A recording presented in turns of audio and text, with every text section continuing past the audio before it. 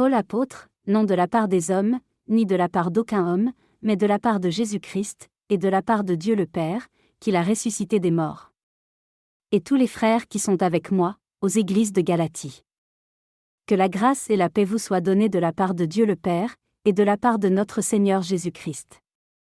Qui s'est donné lui-même pour nos péchés, afin que selon la volonté de Dieu notre Père, il nous retirât du présent siècle mauvais.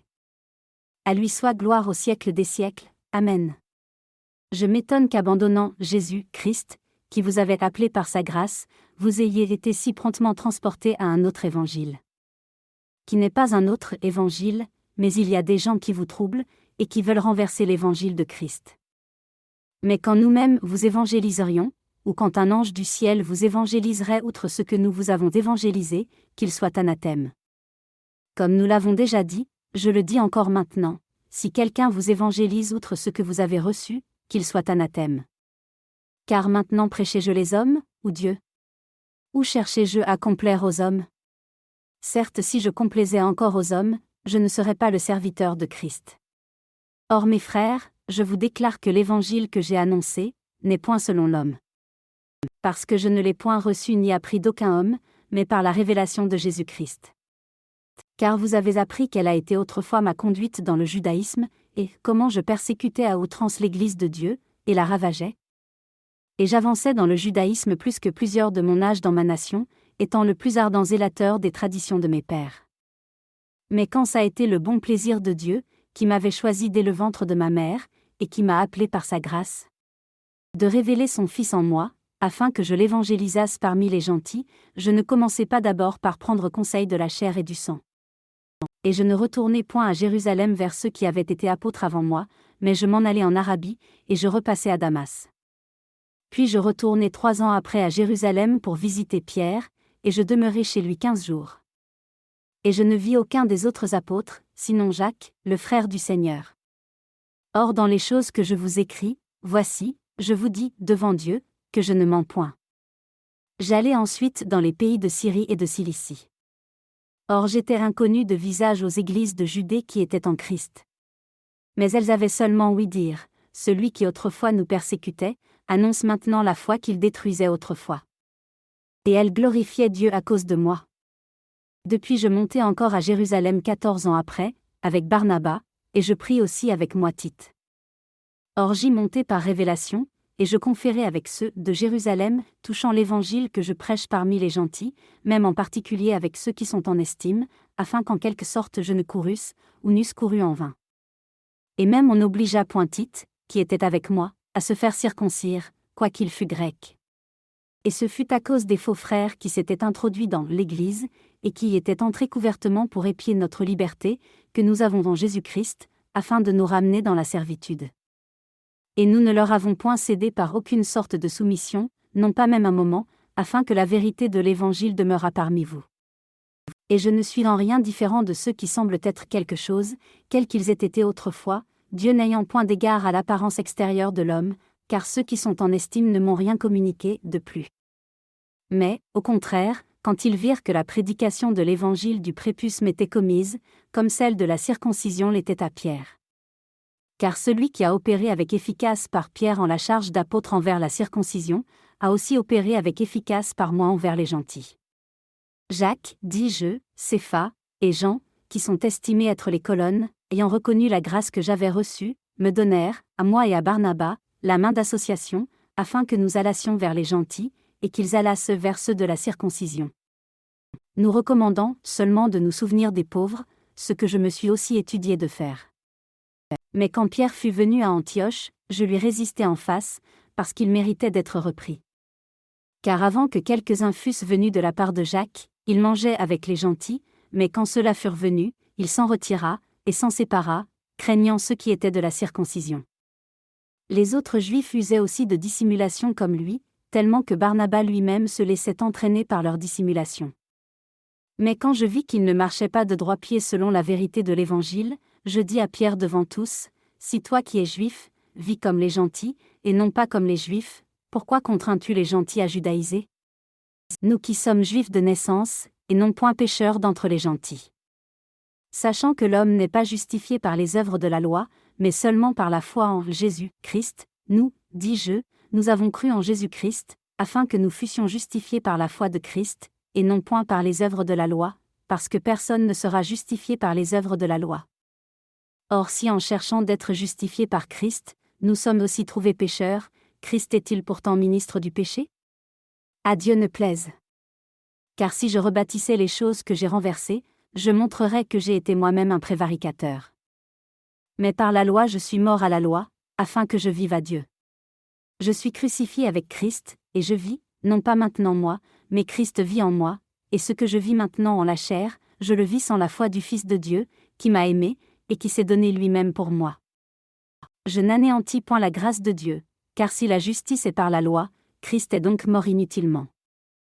Aux Galates insensés. Qui est-ce qui vous a ensorcelé pour faire que vous n'obéissiez point à la vérité, vous à qui Jésus-Christ a été auparavant portrait devant les yeux, et crucifié entre vous? Je voudrais seulement entendre ceci de vous, avez-vous reçu l'Esprit par les œuvres de la loi, ou par la prédication de la foi? Êtes-vous si insensés, qu'en ayant commencé par l'Esprit, maintenant vous finissiez par la chair? Avez-vous tant souffert en vain? Si toutefois c'est en vain. Celui donc qui vous donne l'Esprit, et qui produit en vous les dons miraculeux, le fait-il par les œuvres de la loi, ou par la prédication de la foi? Comme Abraham a cru à Dieu, et il lui a été imputé à justice. Sachez aussi que ceux qui sont de la foi, sont enfants d'Abraham. Aussi l'Écriture prévoyant que Dieu justifierait les gentils par la foi, a auparavant évangélisé à Abraham, en lui disant, « Toutes les nations seront bénies en toi. » C'est pourquoi ceux qui sont de la foi, sont bénis avec le fidèle Abraham. Mais tous ceux qui sont des œuvres de la loi, sont sous la malédiction, car il est écrit, « Maudit est quiconque ne persévère pas dans toutes les choses qui sont écrites au livre de la loi pour les faire. » Or que par la loi personne ne soit justifié devant Dieu, cela paraît, par ce qui est dit, que le juste vivra de la foi. Or la loi n'est pas de la foi, mais l'homme qui aura fait ces choses, vivra par elle. Christ nous a rachetés de la malédiction de la loi, quand il a été fait malédiction pour nous, car il est écrit, « Maudit est quiconque pend au bois. » Afin que la bénédiction d'Abraham parvint aux gentils par Jésus-Christ, et que nous reçussions par la foi l'Esprit qui avait été promis. Mes frères, je vais vous parler à la manière des hommes. Si une alliance faite par un homme est confirmée, nul ne la casse, ni n'y ajoute. Or les promesses ont été faites à Abraham, et à sa semence, il n'est pas dit, et aux semences, comme s'il avait parlé de plusieurs, mais comme parlant d'une seule, et à sa semence, qui est Christ. Voici donc ce que je dis, c'est que quant à l'alliance qui a été auparavant confirmée par Dieu en Christ, la loi qui est venue 430 ans après, ne peut point l'annuler, pour abolir la promesse. Car si l'héritage est par la loi, il n'est point par la promesse, or Dieu l'a donné à Abraham par la promesse. À quoi donc sert la loi? Elle a été ajoutée à cause des transgressions, jusqu'à ce que vint la semence à l'égard de laquelle la promesse avait été faite, et elle a été ordonnée par les anges, par le ministère d'un médiateur. Or le médiateur n'est pas d'un seul, mais Dieu est un seul. La loi donc a-t-elle été ajoutée contre les promesses de Dieu? Nullement. Car si la loi eût été donnée pour pouvoir vivifier, véritablement la justice serait de la loi. Mais l'Écriture a montré que tous les hommes étaient pécheurs, afin que la promesse par la foi en Jésus-Christ fût donnée à ceux qui croient. Or avant que la foi vînt, nous étions gardés sous la loi, étant renfermés sous l'attente de la foi qui devait être révélée. La loi a donc été notre pédagogue pour nous amener à Christ, afin que nous soyons justifiés par la foi. Mais la foi étant venue, nous ne sommes plus sous le pédagogue. Parce que vous êtes tous enfants de Dieu par la foi en Jésus-Christ. Car vous tous qui avez été baptisés en Christ, vous avez revêtu Christ.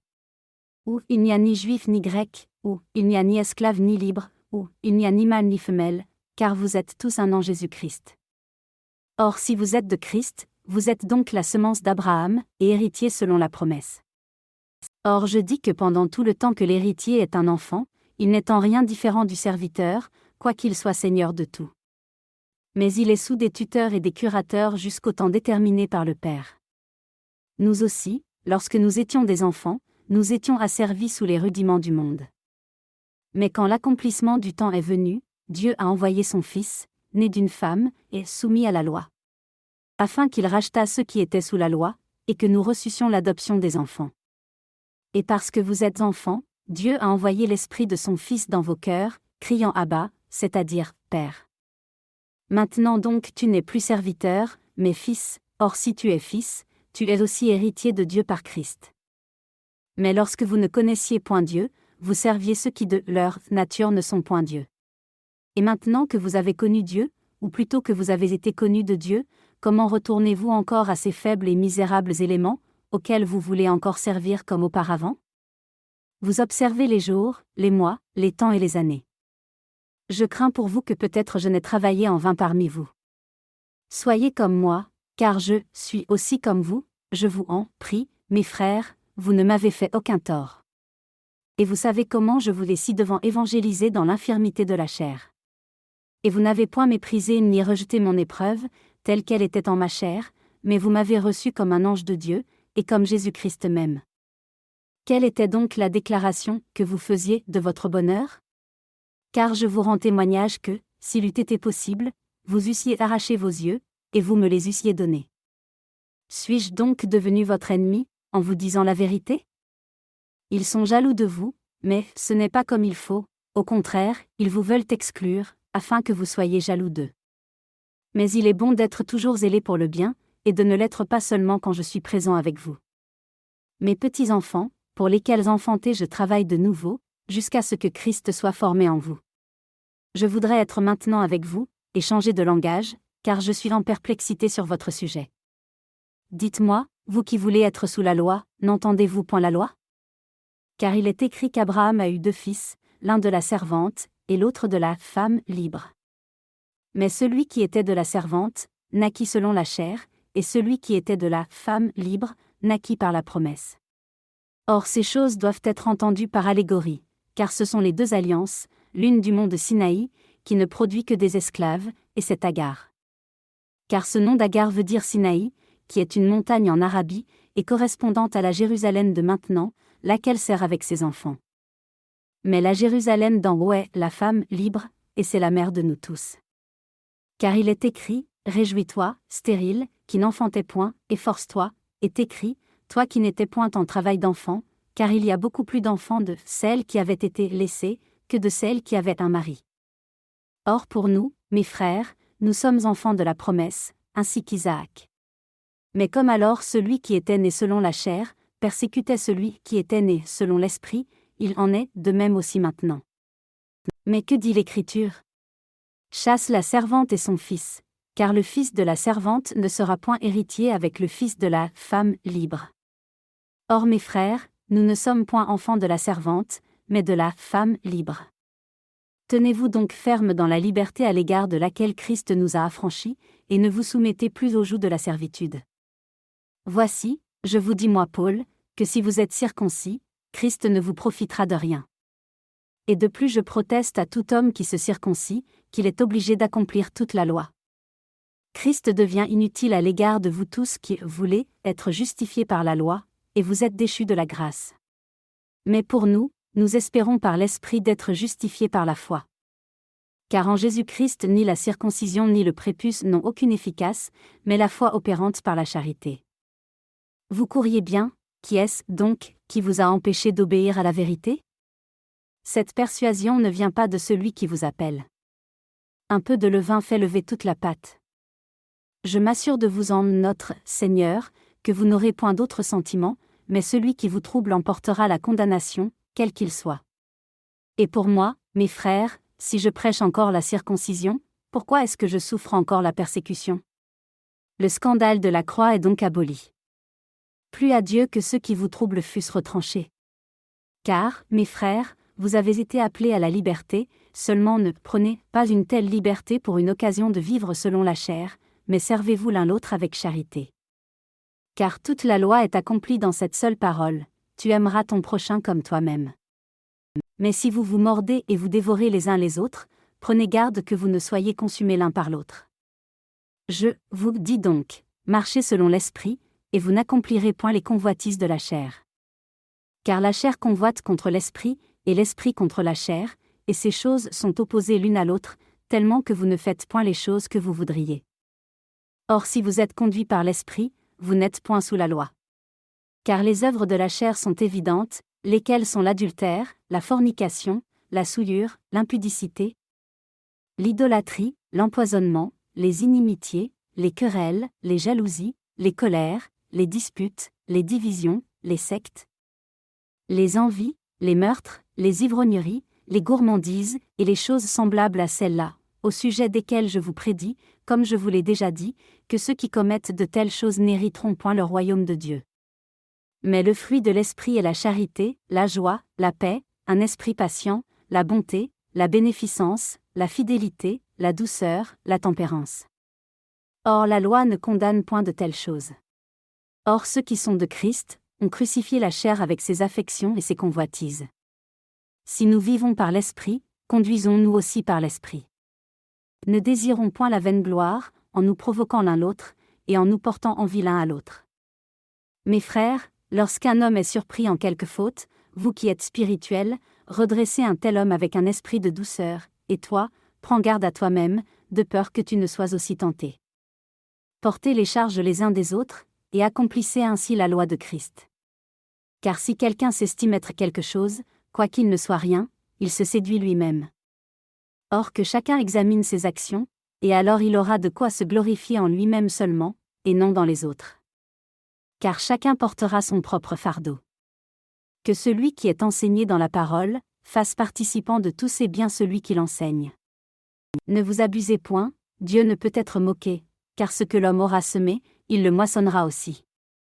C'est pourquoi celui qui sème à sa chair, moissonnera aussi de la chair la corruption, mais celui qui sème à l'esprit, moissonnera de l'esprit la vie éternelle. Or ne nous relâchons point en faisant le bien, car nous moissonnerons en la propre saison, si nous ne devenons point lâches. C'est pourquoi pendant que nous en avons le temps, faisons du bien à tous, mais principalement aux domestiques de la foi. Vous voyez quelle grande lettre je vous ai écrite de ma propre main. Tous ceux qui cherchent à se rendre agréables dans ce qui regarde la chair, sont ceux qui vous contraignent d'être circoncis, afin seulement qu'ils ne souffrent point de persécution pour la croix de Christ. Car ceux-là même qui sont circoncis ne gardent point la loi, mais ils veulent que vous soyez circoncis, afin de se glorifier en votre chair. Mais pour moi, à Dieu ne plaise que je me glorifie sinon en la croix de notre Seigneur Jésus-Christ, par lequel le monde m'est crucifié, et moi au monde. Car en Jésus-Christ ni la circoncision, ni le prépuce n'ont aucune efficace, mais la nouvelle créature. Et à l'égard de tous ceux qui marcheront selon cette règle, que la paix et la miséricorde soient sur eux, et sur l'Israël de Dieu. Au reste, que personne ne me donne du chagrin, car je porte en mon corps les flétrissures du Seigneur Jésus. Mes frères, que la grâce de notre Seigneur Jésus-Christ soit avec votre esprit. Amen.